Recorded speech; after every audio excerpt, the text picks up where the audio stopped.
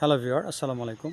কিভাবে পাপের সৃষ্টি হয়, আমরা কেন পাপ করি, আজ এই বিষয়ে কথা বলবো। সঙ্গে আছে আমি প্রভাষক ইফতেখার আহমেদ রতন।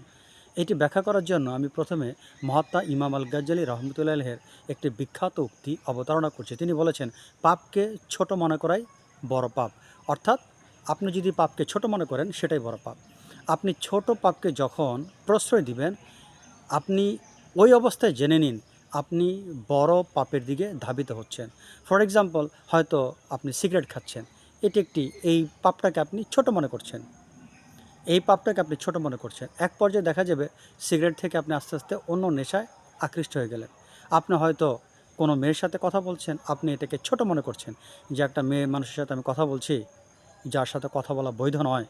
আমি একটা মেয়ে মানুষের সাথে কথা বলছি, এটা কি সামান্য একটা পাপ। এই পাপটাকে আপনি ছোট মনে করছেন, এটা একসময় জেনার পর্যায়ে চলে যাবে।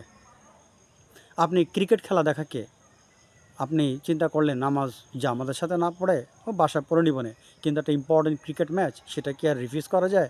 সেটা কি প্রত্যাখ্যান করা যায়? সেই ম্যাচটা পরে দেখব। এই যে ছোট একটা এই জিনিসটাকে আপনি ইগনোর করেছেন, আপনি মনে করেছেন এটা একটা ছোট পাপ। পাপকে আপনি ছোট মনে করেছেন, এটাই কিন্তু বড় পাপের সৃষ্টি হবে। আপনি এটাকে ইগনোর করেছেন, আপনি মনে করেছেন এই সামান্য পাপ, এই পাপকে এটা কোনো কিছু যায় আসে না। এই পাপকে ছোট মনে করেছেন, সেটাই বড় পাপের আকার ধারণ করবে। একসময় দেখা যায় আপনি নামাজই পড়লেন না। আপনি ক্রিকেট খেলার নেশায় মাগরিব নামাজ চলে গেল, ওয়াক্ত চলে গেল, আপনি নামাজই পড়লেন না। বা সারা রাত ক্রিকেট খেলা দেখেছেন, সারা রাত ধরে আপনি ফজরের নামাজে আপনার মিস হয়ে গেল, আপনি ভোরে উঠতেই পারলেন না। তাহলে এই জিনিসটা আমাদের মাথায় রাখতে হবে, যদি আমরা পাপ থেকে দূরে থাকতে চাই, ফার্স্ট অফ অল আমাদের চিন্তা করতে হবে ছোট পাপই যেন আমাদের কাছে না আসে। এই ছোট পাপটা কিন্তু আস্তে আস্তে বড় পাপে পরিণত হবে। তার মানে কোনো পাপকে আপনি ছোট মনে করতে পারবেন না, সম্ভবই নয়। মহাত্মারা যে সকল কথা বলেছেন, তাদের কথাগুলো খুবই মূল্যবান। আমাদের সমাজে যত ফেতনা হচ্ছে, আমাদের সমাজে যত অপরাধ হচ্ছে, সেগুলো কিন্তু আগে ছোট আকারে ছিল, পরে কিন্তু সেগুলো ভয়ঙ্কর আকার ধারণ করেছে। এইরকম নয় যে হঠাৎ করে একজন মানুষ বিশাল বড় অন্যায় করে ফেলেছে। আপনি যদি তার লাইফ স্টাডিটা করেন, আপনি যদি তার জীবনীটা স্টাডি করে দেখবেন, সে আগে কোনো না কোনো ছোটো পাপ করেছে, ওটাতে সে ইউজড টু হয়ে গিয়েছে, অভ্যস্ত হয়ে গিয়েছে, পরে সে কিন্তু বড় বড় পাপগুলো করেছে।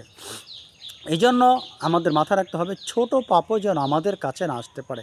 এই ছোট পাপটা যদি আমরা কন্ট্রোল করতে পারি, বড় পাপ ইনশাল্লাহ আমাদের কাছ থেকে আর আশা করা যাবে না। বড় পাপ কখনই হবে না। তার মানে পাপ থেকে দূরে থাকার একমাত্র এবং সহজ উপায় হচ্ছে, কোনো পাপকে আপনি ছোট মনে করতে পারবেন না। আপনি যখনই কোনো পাপকে ছোট মনে করবেন, ওই অবস্থায় আপনি আপনার নিজের পায়ে কুড়াল মারলেন, এটি মনে রাখবেন। এই জন্য যদি এই ইহকালে ভালো থাকতে চান, পরকালে ভালো থাকতে চান, মহান আল্লাহ তাআলা এবং তার রাসূলের নির্দেশিত পথে চলতে চান, প্লিজ দয়া করে কোনো পাপকেই ছোট মনে করবেন না, কোনো পাপকে হালকা মনে করবেন না। সেটি কিন্তু খুব তাড়াতাড়ি বড় পাপের জন্য আপনার কাছে একটা পথ হয়ে দাঁড়াবে। আশা করি ভিডিওটি বুঝতে পেরেছেন। আজ এ পর্যন্ত। আল্লাহ হাফেজ।